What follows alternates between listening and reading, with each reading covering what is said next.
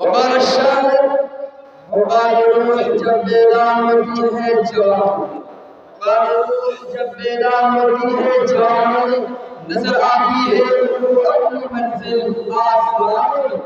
حضرات گرامی، عمر کی وضاحت سے معاشرہ کی تعریف کر دینا مناسب سمجھتا ہوں۔ جماعتی زندگی جس میں ہر فرد کو رہنے سہنے اور اپنی ترقی فلاح و بہبود کے لیے دوسروں سے راستہ ہوتا ہے، اس کو معاشرہ کہتے ہیں۔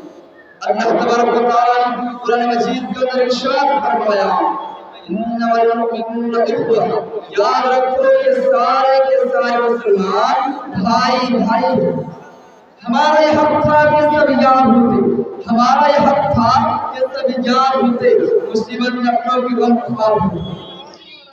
لیکن آج کے اس نازک دور میں ہمارا معاشرہ و سماج کئی طرح کی خرابیوں سے دوچار ہے، جس نے امت مسلمہ کے دامن عفت کو داغ دار کر دیا ہے۔ ان میں سے غیر مشروع طور پر گنڈے تعویذ لٹکانا، جبکہ اللہ کے نبی جناب محمد رسول اللہ صلی اللہ علیہ وسلم نے فرمایا من تعلق تمیمۃ فقد اشرک، جس نے تعویذ لٹکایا اس نے شرک کیا۔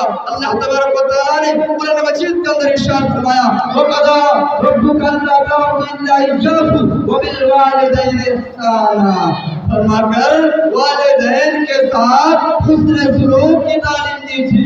لیکن کتنے ہی والدین ایسے ہوتے ہیں جو اولاد کا حسن سلوک سے معلوم نہ کر ایریا رگڑ رگڑ کر مچاتے ہیں۔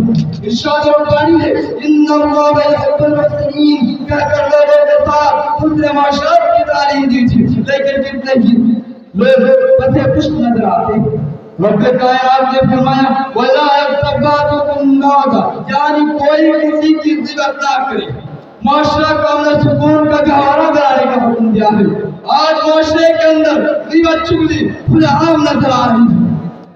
آج کل کے نوجوان ہی نہیں بلکہ بچے سے بوڑھے تک قرآن و حدیث کے تعلیم سے کوئی دور ہے، جبکہ اللہ کے نبی صلی اللہ علیہ وسلم نے فرمایا خیرکم من تعلم القرآن وعلمہ، کہ تم میں سے بہترین شخص وہ ہے جو قرآن کو سیکھے اور دوسروں کو سکھائے۔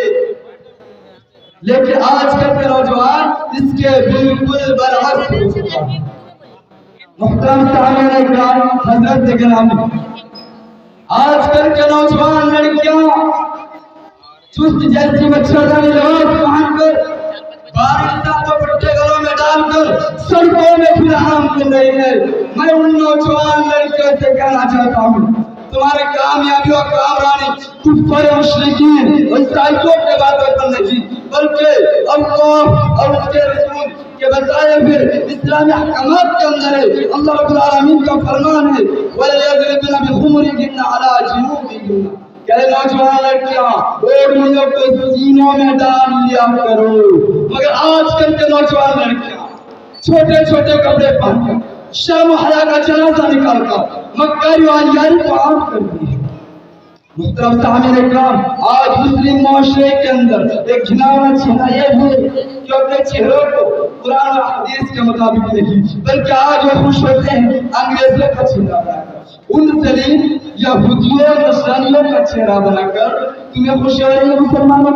آخر کب تم کو غیرت آئے گی؟ کب تمہارے اندر محمد رسول اللہ اور صحابہ جیسا جذبہ آئے گا؟ حدیث رسول میں ہے مان تشبہ بقوم فهو منهم، جس نے کسی قوم کی مشابہت کی وہ انہی میں سے۔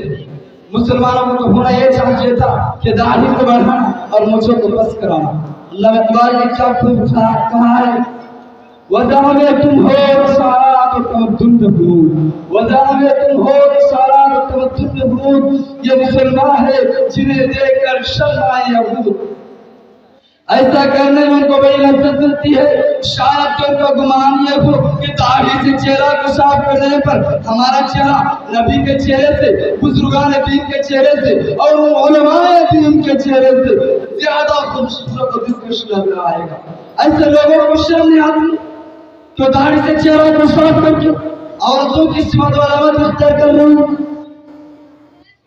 داڑھی من کہلانے کے مستحق یہ نہ کرو۔ حضرات گرامی، اسلام جیسے پاک اور صاف مذہب کے اندر جہیز معاشرے سماج کے لیے سب سے زیادہ نقصان دہ عمل ہے، کیا اس سے انکار نہیں کیا جا سکتا؟ آج ہندوستانی ماحول کے اندر مسلمانوں میں جہیز کا چلن زور و شور پر ہر فرد کا مطلب نہیں مل رہا، ہر کے دل کے اندر جہیز کا حصول کی تمنا حاصل ہوتی ہے، لیکن کچھ بہتر مسلمان اس حق کو اظہار کر دیتے ہیں کہ مجھے فلاں فلاں چیز ملے گی تب میں اس رشتے کو کرنے کے لیے تیار ہوں، ورنہ نہیں۔